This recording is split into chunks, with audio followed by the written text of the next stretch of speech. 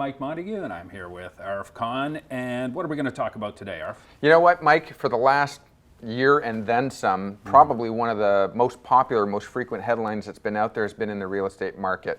With relation to financing. With relation to financing, which way the rates are going, the stress tests, who's going to qualify, who can't qualify. Yeah. It's tougher to get into home ownership. It's created an added sense of anxiety for a lot of people who may be planning to get into buying a home. And I'm hoping today, as you were talking to me earlier, that there's some things we can talk directly to the people in the region Absolutely. about. So today, when we get into the show, let's talk exactly about that. Let's talk about what it takes for you to get qualified, and let's dispel some rumors and some, false, some misconceptions basically about what it takes to qualify. Yeah. So I'm looking forward to it. Stay tuned for Hitting Home.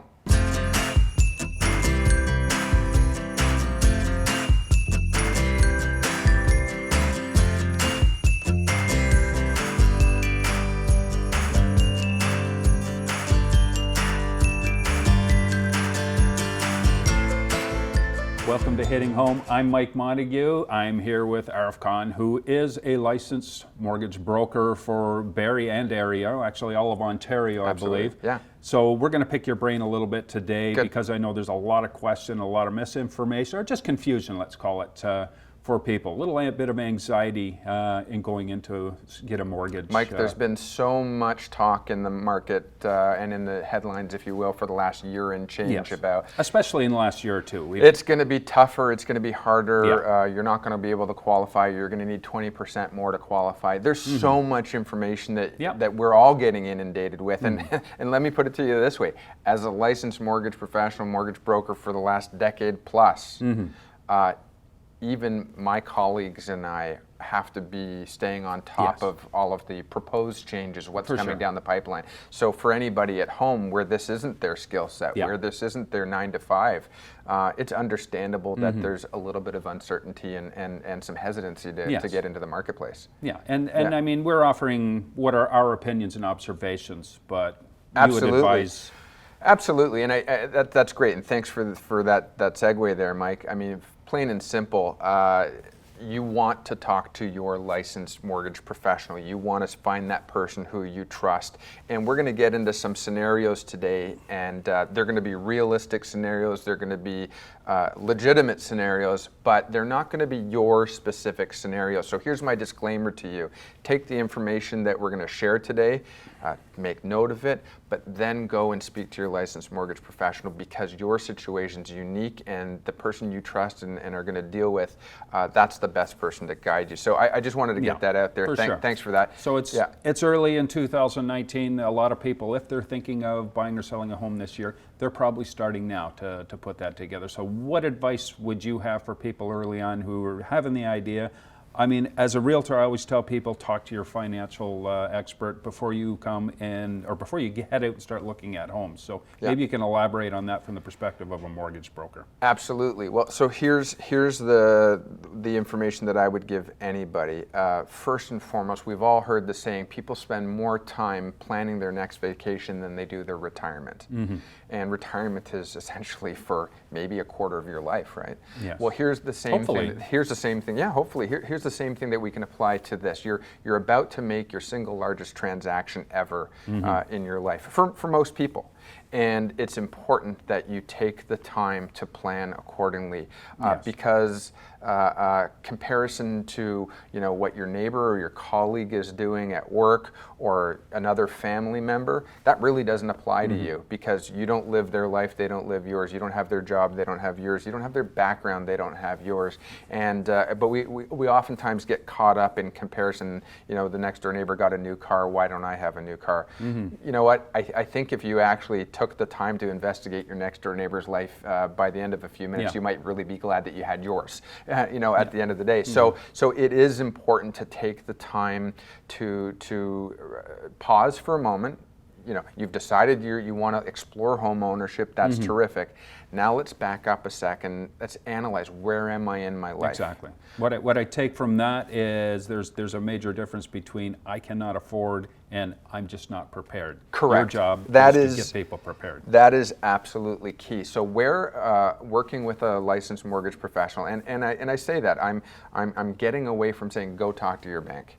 This is my opinion, and this is what I've been doing for over I've over a seen decade. stories reflecting similar advice in the papers recently with I'm going to regards make a to the major very 6 banks. controversial statement, but I'm going to stand by it. The last place you want to go is talk to your person at your bank. Because the person at the bank, let's pick a color, the person at the pink bank is never going to tell you to go across the street to the blue bank because the blue bank's got a better deal for you. No. It's never going to happen. So you want to speak to somebody who's unbiased, who truly has your best interest at heart, and who has no real allegiance or loyalty to one specific brand or another. Their loyalty and allegiance is to doing their job properly, to doing their job ethically, And getting those lenders competing with one another for your business. and to make sure that they shop you not to which peg they can stick you into, but who they can find that will partner best with you. And if I will tell you this as well, this is one thing that I share with my clients. It's not about getting a bank to lend you money. If you actually back up and look at this, this is a business relationship and it's an investment. And we need to prepare you, the client, for home ownership to enter into the transaction as a business partner with an investor who believes in your story, who believes in what you bring to the table. That investor's bringing the money, you're bringing the rest of the story, you're bringing the rest of the transaction. So you're bringing your creditworthiness, you're bringing your stability, you're bringing other elements of your character that tells the lender, you're a good risk. You're somebody I want to get into business with for the next 20 years or next 5 years, maybe, to enter into home ownership. Because together, the lending institution is going to earn interest, and you're going to earn equity. Do you know what I mean? So this is the business relationship, and I try to get my clients to see it from that perspective. Right. And one of the first qualifiers, unless you're still at home living in mom and dad's basements and coasting along there, if you're out there in the world, you're paying rent somewhere. That's correct. Mike. Elaborate on that and how that translates to your first qualifier in terms of paying for a mortgage. Well, I think really what it comes down to is that if you're paying rent, and I've got nothing against people living in mom's basement or more dad's people basement. are renting by choice More too. people are doing that, absolutely. But Depending think on about your- it this way: if you're paying rent, somebody else, typically your landlord or the property management company, has done the math and figured out what they need you to pay that helps them cover their expenses of their mortgage and their maintenance and upkeep, and gives them a little bit of extra cash flow and makes it worthwhile to be in business. Otherwise, why would they be in business, right? Yeah. So if you're paying rent, make the assumption that theoretically you're already part way, well into qualifying to carry your own. You may not be ready tomorrow. That's correct. But you've proven the first step. That We you're- just you're need to figure out the capable of net paying to difference. keep a roof over your head. Right. So where do we go from there then? Well, when we come back from the break, Mike, that's exactly what we're going to get into. We're going to get into the different types of lending institutions, and we're going to get into the preparation about how to get ready for home ownership, and we're going to break that down into I detail. wish when I was 20 or 21 there was someone like you with that knowledge around that I could have talked to. Probably was, I just didn't know it. Stay tuned. When we're back from the break, we'll get into that more. Welcome back to Hitting Home. I'm Mike, and I'm here with Arif, who is a licensed mortgage broker, and Arif's sharing some of the insights on getting yourself prepared to buy a home. That's one of the biggest anxieties, is the financial side of it. And there's the mental preparation, but there's also the financial preparation. Let's talk a little bit about both of those things. Yeah, good. And I think that's the biggest thing, Mike, is that when you and I have decided that we want to get in the marketplace, well, it's the biggest transaction that we're going to make. We've heard that before, right? Yes. So you better be prepared for it because you're in it for the long haul, right? But the other thing is that when you're preparing yourself for anything, you're deciding you're no longer satisfied with where you are, and you want to move from where you are to where you want to be. Yeah. And I think that's the big turning point for many people, is they've decided I'm no longer satisfied, whether it's renting or living at home with my parents or whatever it is. What do I need to do, because now I'm prepared to do my part? Yeah, but it's a commitment at the same time. Absolutely, it's a commitment. So the biggest thing that somebody could do is exactly what you said: speak with your licensed mortgage professional. That is a key. And that person is somebody that you're going to be turning to say, don't sugarcoat things for me, because this is too big of a transaction. Oh, yes. This is a life event, right? And this is going to change my course for my future. So tell me what I need to know. Ask me the questions. Not just what I want to hear, but what I need to hear. Correct. And we talked about really earlier that one of the biggest dangers is that people compare. They compare to their friends at work, they compare to their neighbors, they compare to their family members. Stop doing that. Because those people don't pay your bills, those people don't have your background, they don't have your interesting things going on in your life that you have and you don't have theirs. So sit down with somebody who's going to really deconstruct your life and figure out, make sure that you're ready to go forward into the next step. So I've got a few notes that I want to reference because I want to make sure that we stay on track. But first things first, not everybody needs to own a home. No. Home ownership is not for everyone. In fact, I've actually got, oddly enough, I've got a realtor who's one of my tenants. Yes. For that person, it didn't make sense for them. It depends on your lifestyle situation. Yeah. If you're transient, if you're moving around a lot for your job or whatever, you know, renting may work better for you, and some people just financially even renting can work better in the shorter term, anyways. Absolutely. So first things first. What's your objective? Where are you in life? I mean, first-time home ownership could be somebody who's, you know, closer to retirement, if that's what they want to do. Yes. I don't know. It could be somebody who's leaving home and finished university, starting a career, starting a family. It could be somebody who's recently separated or divorced. There's lots of things. So we need to know what your objective is and where you are in life. And part of that objective is having a price range in mind and then going to work to see how you're going to meet that price range or maybe reset that price range if it's a little bit too ambitious for you. Absolutely, absolutely. The other thing that people need to take into consideration, and this is one of the conversations you want to have with your licensed mortgage professional, is this. What do I qualify for? Because there's so much information out there, there's so much propaganda out there, and it's marketing. Well, we're being marketed to on a daily basis, right? So it's not, how do I fit into that box? It's what do I qualify for? So again, stop looking at your neighbor, stop looking at your family member. Your neighbor may be have a very secure job. There may be a pension, there may be a benefits program, they may be working for the government, they may be working for sort of a trade or a field that is exceptionally stable, whereas you may be self-employed. You may be new into the career. You may have a spouse who's self-employed and you're employed. There are so many different dynamics and so many different elements that what your next door neighbor is doing in that window sticker price that they thought they saw when they're comparing with you doesn't apply to you.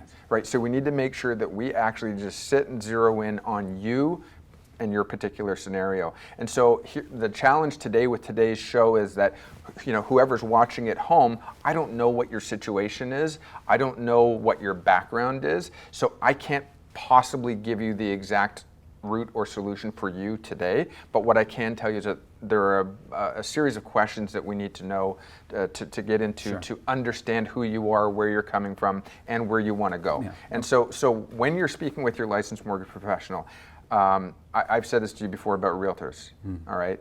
You want to interview your realtor because there's lots of great realtors out there, but you want to make sure that you have a realtor who's got that chemistry and dynamic for you. It's the same thing for a mortgage professional. You got to make sure that you interview them, make sure that they're willing to ask the tough questions, make sure that you develop a bond and a trust, and make sure that they're willing to ask you the tough questions to ensure that you are qualified.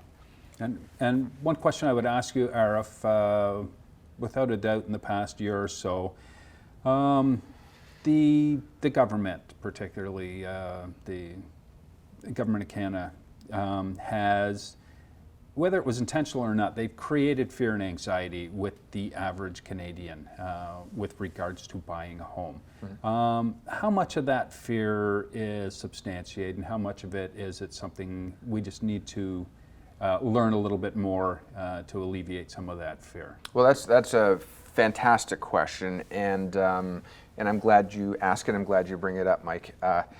You and I have been trying to dispel misconceptions and rumors since we started the show. Yes. And certainly back in April, May, or even earlier than that, a year ago, we already started talking about our lack of confidence in the direction of policy that the government had gone.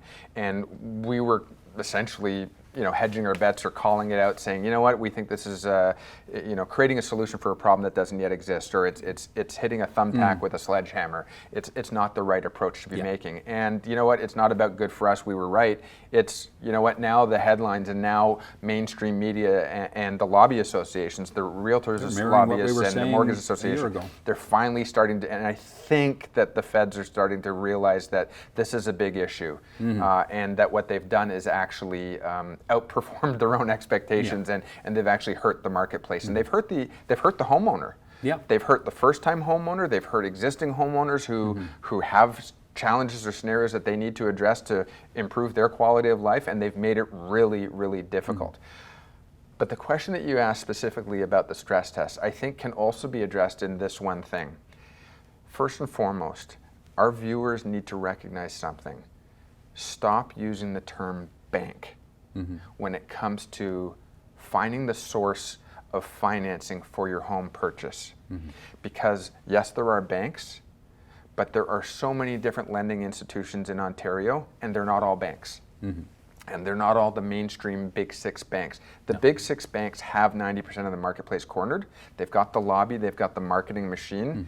But if you look at the headlines today in the Huffington Post or Financial Post or whatever, the press is finally getting it. The big six banks are quite possibly the absolute worst place you can go to get the best mortgage product out there for you. What's that saying? They'll give you an umbrella when the sun's shining and take it away when it starts to rain? Exactly. And you know what? They don't give money to people who actually need it, right? Yes.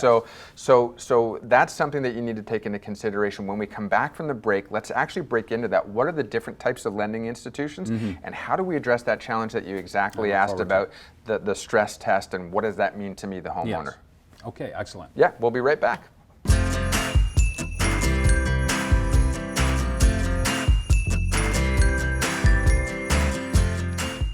Welcome back to Hitting Home with Mike and Arif. And Mike, thanks for the opportunity to talk about this. Let me ask you a question.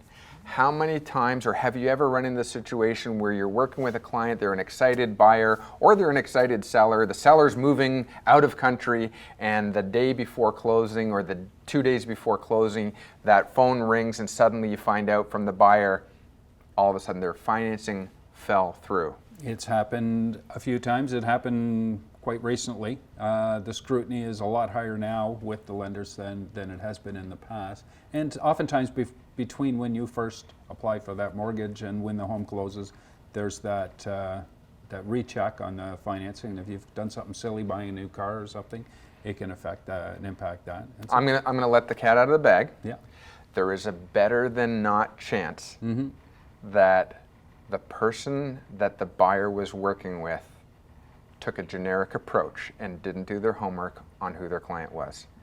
And I can't tell you how many. At a higher level, it was scrutinized a little deeper. Yeah. And here's the thing as well. You know what? We're all salespeople. Yes. Newsflash: I'm a salesman. I live and die by commission. But that's dangerous too, because there's the domino exactly. effect. Because that approval of sale has now allowed that person to close on another home, and they're closing on another home. Yeah. And you can create a cannot, lot of anxiety for a lot of people. Can't tell you how many times I've had a client walk in my door absolutely devastated, distraught, and saying, "I've got to close my house tomorrow. Can you help me fund this thing?" Yes. And it happens. And I will tell you that there are so many times when a client has come and said, "But I've been approved at the bank." I've been approved at the bank, and I was like, "Well, what information did they give you, or did you give them?" Pre-approved and pre-qualified. I think people don't know the difference. Such dangerous terminology. Pre-approval is not worth the paper it's written on, because it doesn't include a deeper look into what your personal finances are. It doesn't take a deeper look into where your source of down payment is, and it doesn't take a deeper look into income verification. And it doesn't take take any look into the actual home that you're going to buy. Does the property itself qualify, right? So pre-qualified is the more higher level scrutiny. No, actually qualified is the only thing that matters. Qualified, yes. Yeah, once you've got bank sign off that says congratulations, you've met the terms and conditions, then you're ready to buy the home. And it's hard to do that. I mean, gone are the days, for any realtor I advise them this, it's tough. 5 days condition of financing is a really tough sell right now because we've got to do all our homework. What it means is, more than ever, the buyer needs to come in long before shopping for a home and get themselves prepared. So a couple things I wanted to take into consideration. First and foremost, not all lenders are created equal. No. There are the big six banks.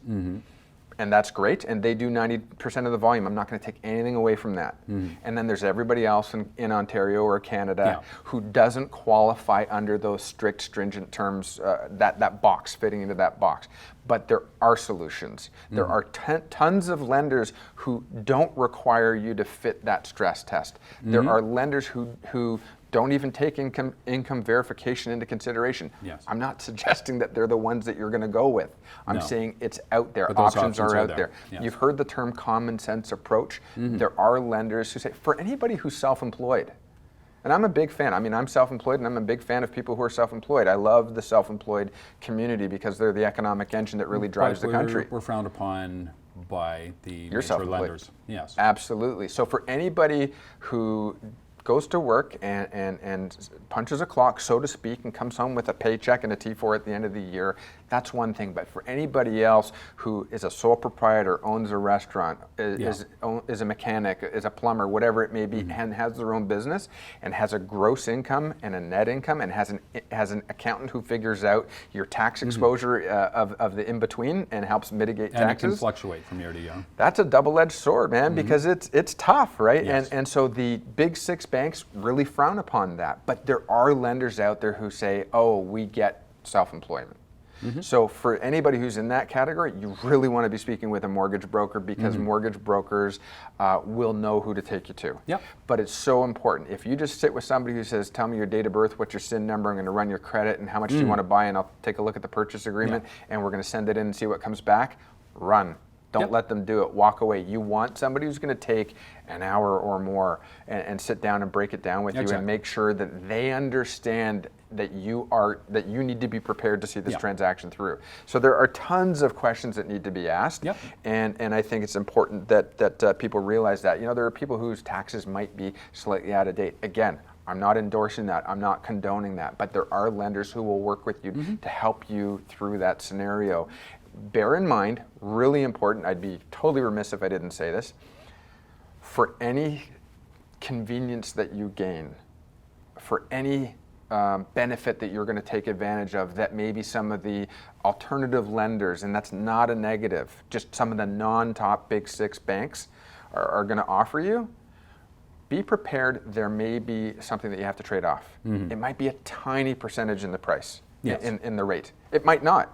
It might not, but it might. And you really need to look and see, is the cost of that worth it to me? Does it make sense? Everything at the end of the day has to make sense. And a licensed mortgage professional who's looking out for your best interest is not going to take you somewhere that doesn't make sense to you. And it's not you, when someone comes to you as a mortgage broker, it's not like going to the bank where they're sitting, the money's here, and you got to get past me to the money. You're not giving the money. You're the broker, the facilitator that's bringing the people to the various opportunities for lending out there. And as you say, within Ontario, there are far more opportunities than just the big six banks, and that's where a mortgage broker can enlighten you and absolutely and help. Something that's so important. Fit you to the financing that works best for you. Absolutely, you're absolutely right. I mean, put it this way: not all inclusive vacations are the same. It's not always the cheapest flight is the best flight. Some of them are going to offer the peanuts and pretzels. Some of them are not. But the question is, what's behind in the fine print, right? So you may get the cheapest flight, but what happens if there's a delay? What happens if there's overbooking? You're probably going to be the first one bounced, right? Or maybe you're going to pay $35 per checked bag, or something along those lines, right? So not everything is created equal. Stay away from the headlines. You got to get into the actual meat. And it may well be to get you in the door. It may be setting you up something that's for a shorter term, just to get you to that next step. Mike, we got to wrap it up. We're out of time, but I want to thank you for the opportunity. Plain and simple, folks. You know what? It is so important that you take the time to speak with a licensed mortgage professional, because you're making the biggest purchase of your life, and you want to make sure that you're going into this eyes wide open, prepared, so that you know what, it is the best thing that ever happened in your life is home ownership and take care of your family. So had a great time, and Excellent, Arif. we'll see you next time on Heading Home.